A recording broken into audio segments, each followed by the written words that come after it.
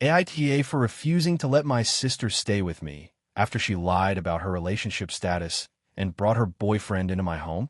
This has been a huge mess, and I'm still feeling conflicted and pretty upset about how it all went down. So I wanted to get some outside perspective. I, 32F, have a younger sister, Sarah, 28F. We used to be really close growing up, but in the last few years, things between us have been strained. Sarah has always had a bit of a free-spirited personality, super outgoing, spontaneous, and sometimes irresponsible. I'm more reserved, organized, and like to have control over my space and schedule. Despite that, I've always tried to support her as much as I could. I live in a decent apartment in a big city, and I work a stable office job. Sarah has had a few rough patches with jobs and relationships, but has never really settled down. About 6 months ago, Sarah messaged me out of the blue asking if she could crash at my place for a couple of weeks. She said she was in a tough spot, had just broken up with her boyfriend, and needed a fresh start while she figured things out. Since she hadn't been doing great lately, and I felt like I could help, I said yes. I set some clear boundaries from the beginning. She could stay temporarily, but she had to contribute to groceries, keep the place tidy, and not have any guests over without asking me first. At first, things seemed fine. Sarah was polite, helped around the apartment a bit, and kept to herself. But after about a week, I started noticing some red flags. She wasn't really job hunting or looking for ways to become independent again. I found out through a mutual friend that she was actually seeing a new guy, someone she met shortly after the breakup she told me about. I asked her about it, and she admitted she was seeing someone, but said it was casual and didn't think it would be a big deal. I told her that was fine as long as she didn't bring him to my place without telling me first, and she agreed. Fast forward a couple of weeks, and one day I come home earlier than usual from work. I open the door, and there's Sarah's boyfriend sitting on my couch, totally relaxed. He was there without any heads up or permission. I was taken aback and told her she needed to ask me before bringing anyone over. Sarah shrugged it off and said it was just a quick visit, and I was overreacting. That was the first real argument we had. I made it clear I was uncomfortable with guests showing up unannounced, and that this wasn't just about me. It was about respecting boundaries in someone else's home. A few days later, Sarah came to me saying that she and her boyfriend were thinking about moving in with me for real because her apartment lease was ending, and she didn't have anywhere else to go. She claimed it would only be temporary until she got back on her feet. I was shocked. I told her I never agreed to that. And frankly, I didn't want 2 extra people living in my 1-bedroom apartment.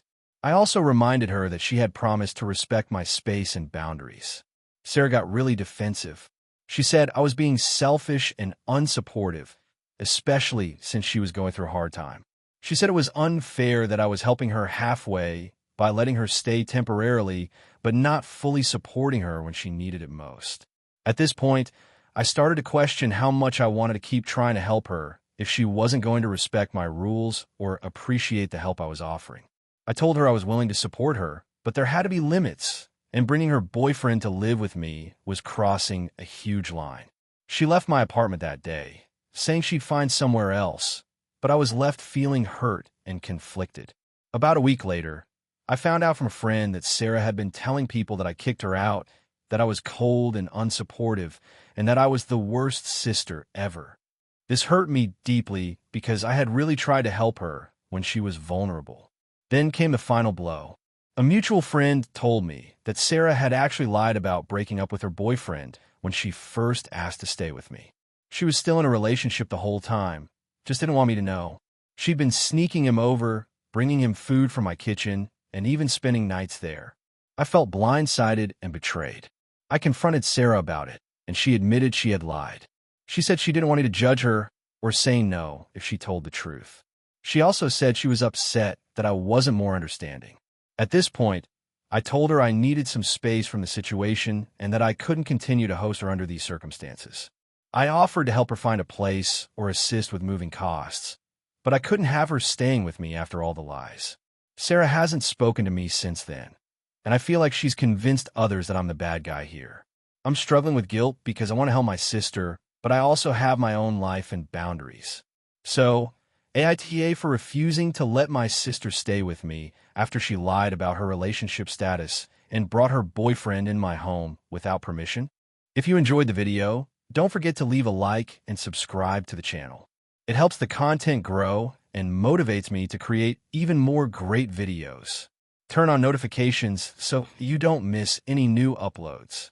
By the way, I'm curious, when do you usually watch my videos? While working, studying, or just relaxing at home? Let me know in the comments. I'd love to hear from you. Thank you for your support. AITA for refusing to attend my sister's wedding because of her fiancé's toxic behavior and losing half my family over it?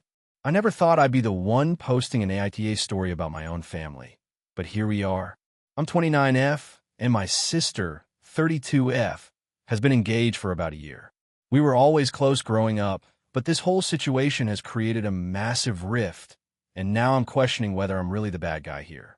My sister, let's call her Emily, started dating her fiancé, Ryan, about 2 years ago. At first, he seemed charming and polite. I liked him well enough, and everyone did. Emily was happy, so I tried to be supportive. But as time went on, I started noticing things that didn't sit right with me. Ryan would make passive-aggressive comments toward me, belittle me subtly in front of others, and generally act controlling around Emily. She would brush it off, saying he was just joking or stressed from work. The real trouble started when they got engaged. Ryan became more demanding about how Emily spent her time. He insisted she drop some of her hobbies and started pressuring her about where they'd live, how they'd raise kids, and who they'd spend holidays with. Emily seemed caught between trying to please him and maintaining her independence. I tried talking to her several times about Ryan's behavior. I expressed concern that he was manipulative and that I didn't think he was good for her. She got defensive and said I was exaggerating, that I was being jealous or unsupportive. I didn't push too hard because I wanted to keep peace, but it hurt that she didn't listen to me. Fast forward to 6 months ago, Emily's bridal shower. Ryan was there and, as usual, was cold and dismissive toward me. Then, he made a snide remark about my career. I'm a teacher, and he's a corporate lawyer, and laughed at how unambitious I was. I didn't respond at the time, but it stung. The tipping point came 2 months ago. Emily invited me to help plan the bachelorette party. I suggested ideas and wanted to be involved, but Ryan stepped in and vetoed nearly everything I proposed. He said the party should be classy, implying my ideas were trashy or immature. Emily, again, didn't stand up for me and said Ryan was just trying to help make the party perfect. That night, I overheard Ryan talking to one of Emily's friends, saying things like, I don't want her sister ruining the wedding or embarrassing Emily. It was clear he didn't want me involved. I confronted Emily about it the next day, telling her I felt hurt and excluded. She snapped at me, saying, if you can't get along with Ryan, maybe you shouldn't be involved. That was the moment I realized Emily had chosen Ryan over me.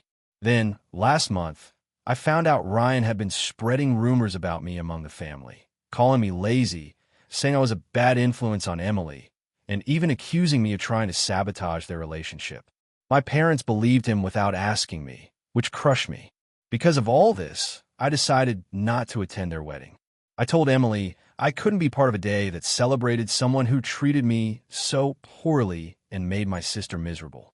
I offered to talk things through or try to mend fences, but I wasn't willing to pretend everything was okay. Emily went nuclear. She blocked me on social media, told our parents I was being unreasonable and selfish, and accused me of trying to ruin her big day. My parents split into camps. Half supported Emily and Ryan. Half were sympathetic but didn't want to get involved. The fallout has been brutal. I've lost contact with most of my family, including my parents. Even some longtime friends who sided with Emily have stopped talking to me. The only people who still talk to me are those who saw Ryan's behavior firsthand or knew about his manipulative streak. I'm heartbroken, but I stand by my decision. I don't think I'm the villain for wanting to protect my own mental health and refuse to endorse toxic behavior. So, Reddit, am I the asshole for refusing to attend my sister's wedding because of her fiancé's toxic behavior? Should I have swallowed my pride for the sake of family? Or was walking away the right call? AITA for refusing to let my sister's fiancé stay in my house after he insulted my parenting? I, 34F, have a 9-year-old son, Max, who's my entire world. I'm a single mom, and I've raised Max on my own since he was born. I work full-time, I'm involved in his school and extracurriculars, and I do my best to provide a stable and loving environment for him.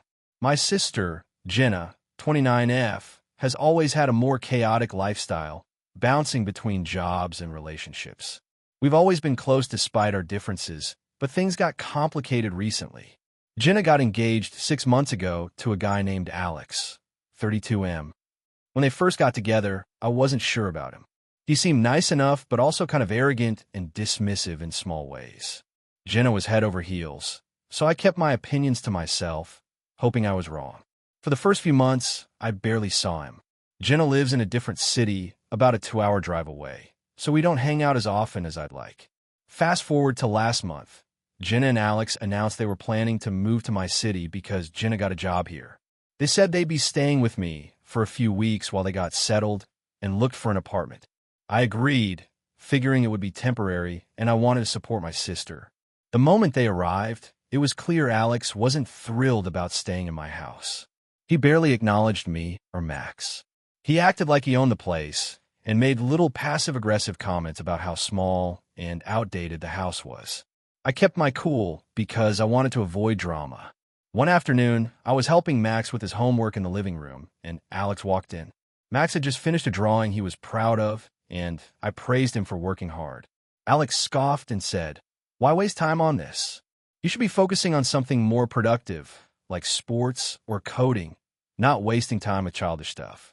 Max looked down, clearly hurt. I told Alex to leave us alone, but he just smirked and said, "I'm just being honest." Later that evening, Jenna asked me if I minded if Alex stayed in the spare room, and I said no problem. But things got worse. Alex started commenting on Max's behavior and routines. He said Max was spoiled because I let him watch TV or have junk food sometimes. He said I was too lenient and that Max would never be successful if I kept parenting him the way I do. One day, Max overheard Alex telling Jenna, "Your brother-in-law is a pushover. He's not raising that kid right." Max was devastated and asked me why this man didn't like him. I tried to shield Max from a negativity, but it was hard. I told Jenna I didn't appreciate Alex insulting my parenting or my son. Jenna brushed it off and said Alex was just joking or that I was overreacting. She said since they were living with me, I needed to be more accommodating. I told her no one had the right to belittle my son or my home. Alex was making everyone uncomfortable, including Max.